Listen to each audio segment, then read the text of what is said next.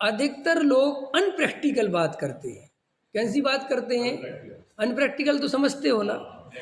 माने आप ब्रह्मचारी त्यागी वृत्ति बन गए, आप एक छोटे से कमरे में रहते हो, ना तो आपके पास कोई रिश्तेदार आते हैं, ना आपको कोई रिश्तेदारी निभाने जाना है, ना आपको बेटी की शादी करना है, ना आपको व्यापार करना है, आपको कुछ नहीं करना। और एक गृहस्थ के लिए ये सब करना है, अंतर समझना। तो जब ये उसको करना है और ये तुम्हें नहीं करना, तो दोनों के आचरण में राई पहाड़ का अंतर होगा कि नहीं होगा? अरे होगा कि नहीं होगा? और वो अगर त्यागी वृत्ति अपने आचरण की मुख्यता से तुम्हें वही आचरण सिखाए जो कि तुम्हारे पॉसिबल नहीं है, और तुम उससे अपने को हीन समझते हो, तो कितने अच्छे से बोल रहे। तो ये आप गलती कर जाते हो कि आई एम नॉट रजिस्टर्ड इस आचरण के लिए, मैं गृहस्थ हूं, मैं ये नहीं कर सकता। आपको तो भाई किसी से मिलना नहीं, कुछ नहीं, आपको तो अपना लोटा छान लेना है। आपने कहा कुएं का पानी पियो, अरे तुम भैया 2 लीटर पियोगे, 4 लीटर पियोगे, यहां मैं पूरे घर को कहां से लेके आऊंगा? मैंने हर चीज समझ गए आप प्रैक्टिकल बनो।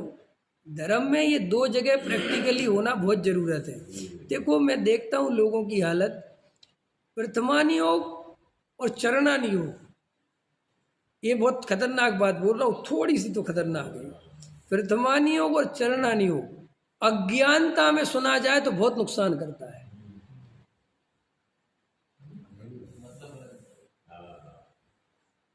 अभी थोड़ा सा तो इम्पोर्टेंट है, समझ सको तो समझो। क्या कहा मैंने? प्रथमान योग और चरणान योग अगर अज्ञानता में सुना जाए, माने तुम्हें वस्तु स्वरूप की खबर नहीं हो, तो भाई साहब 100% तो मरोगे। क्योंकि वो प्रथमान योग अत्यंत भावुक बनाता है, और चरणान योग जो तुम्हारी भूमिका नहीं उससे ज्यादा आचरण बता देता है।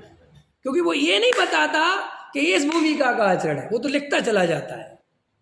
चढ़ना नहीं, वो तो लिखा ये करो, ये मत करो, इसमें इतना दोष है। वो ये नहीं कहता कि भाई ये चीज तुम्हारी चौथे गुण स्थान वाले के लिए बोल रहे हैं हम, वो ऐसा नहीं लिखा, उसमें तो सीधा चलता जाता है, ये करोगे तो इतना हाँ हाँ, ख्याल में है ना मेरी बात?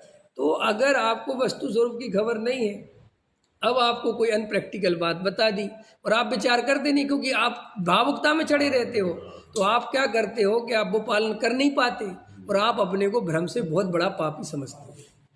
इससे क्या नुकसान होता है? इससे ये नुकसान होता है कि जब तुम आत्मा का ध्यान करने बैठते हो, तत्व विचार करने बैठते हो, तो वो तुम्हें बाधा बनती है। वो चीज क्या बनती है? बाधा। क्यों बनती है? क्योंकि तुम्हें वो इतनी गहराई में घुस गई कि अरे हमारा तो ऐसा आचरण है, हम तो ऐसे करते हैं, अब ध्यान, अरे अपन को थोड़ी ध्यान लग पाएगा, ऐसे थोड़ी आत्मा मिलेगा, परिणाम तो अपने सही है नहीं, अपनी क्रिया तो सही। तो वो बहुत लोगों को दूर दूर तक मैं देखता हूँ, समझता हूँ, नुकसानदायक बन जाता है।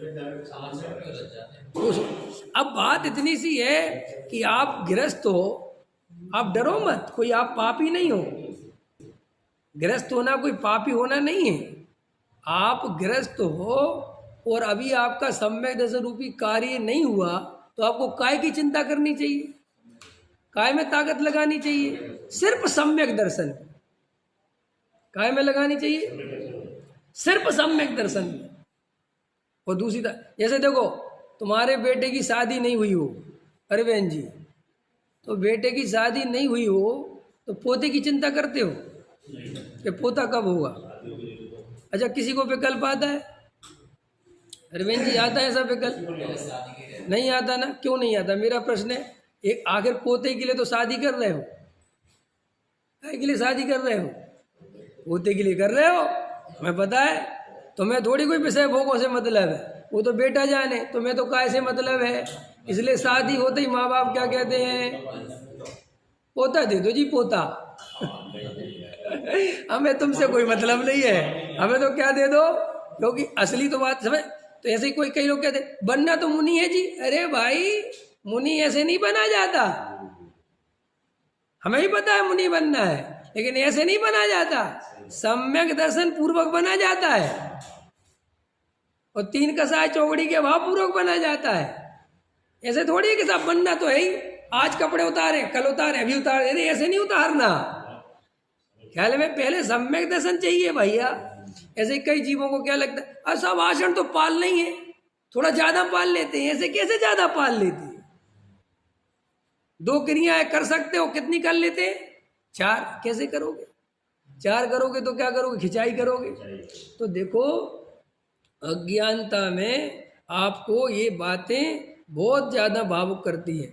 अब फिर वो क्या होती हैं, वो बहुत सारे मैं देखता हूँ, ज़्यादातर देखता हूँ बहुत सारे त्यागी व्रती आपको बहुत सारी बातें अनप्रैक्टिकल करते हैं, और आप क्या उनमें बिल्कुल फंस जाते हो। आप कभी उनसे ये भी नहीं पूछते कि इसका प्रैक्टिकल बताना कैसे होगा।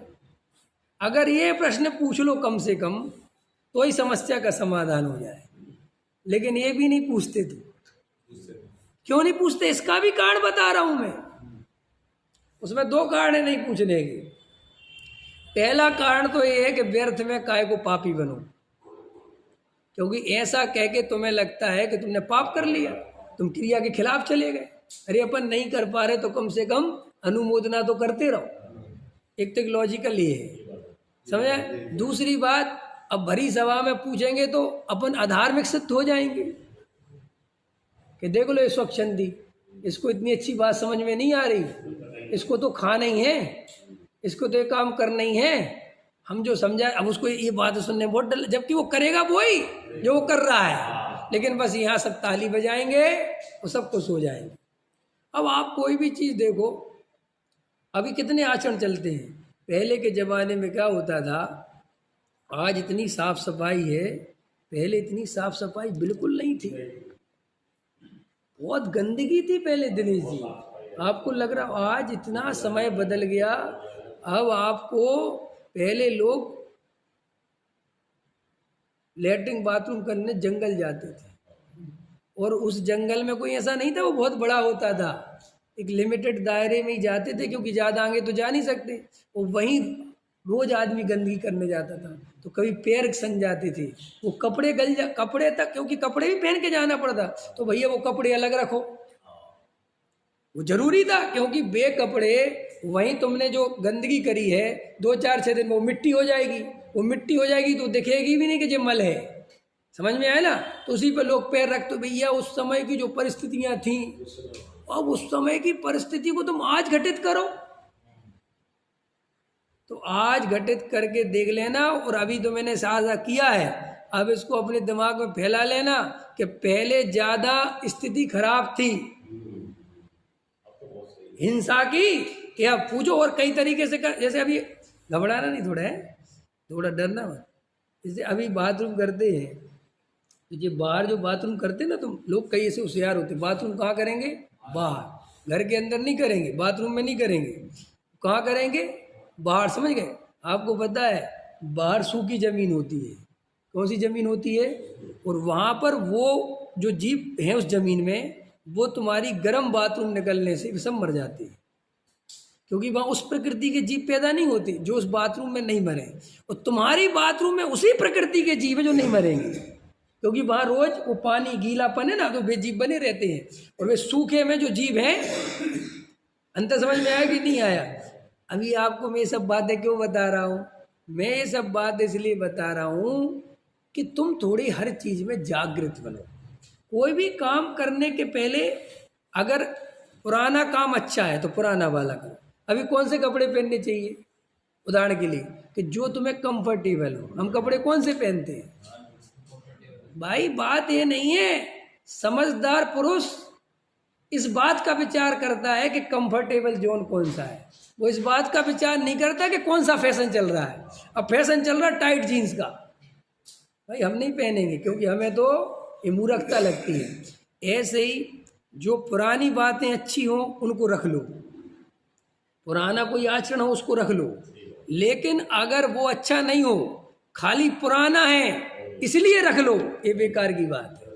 ऐसे ही नया कोई आचरण हो, नई कोई चीज हो और उसमें आपको अनुकूलता है तो वो रख लो। नहीं समझ में आया? उसको इसलिए मत हटाओ ये नया है। नए और पुराने के भेद से कोई चीज अच्छी बुरी मत करो, अपनी बुद्धि अपना विवेक जागृत रखो। अब जो जैन साहब कुर्सी पे बैठे, अरे पहले के लोग देखो कितने अच्छे होते थे, जिनवाणी जमीन पे बैठ के सुनते थे, पहले कुर्सी नहीं होती थी। पहले लोगों की शरीर में इतनी तकलीफ नहीं होती थी, ख्याल में है ना। अब भैया क्या करें, दिन भर तो बैठे रहते कुर्सी पे, ऑफिस में, व्यापार में, सब। अब ये घुटने धीरे धीरे मुड़ना। और पहले का आदमी हर जगह कहाँ बैठता था, जमीन में, हर ही जगह, तो उसका शरीर वैसे ही मूवमेंट करता था। अब आप इसको धर्म से जोड़ते हो, ये सबसे बड़ी गलती है।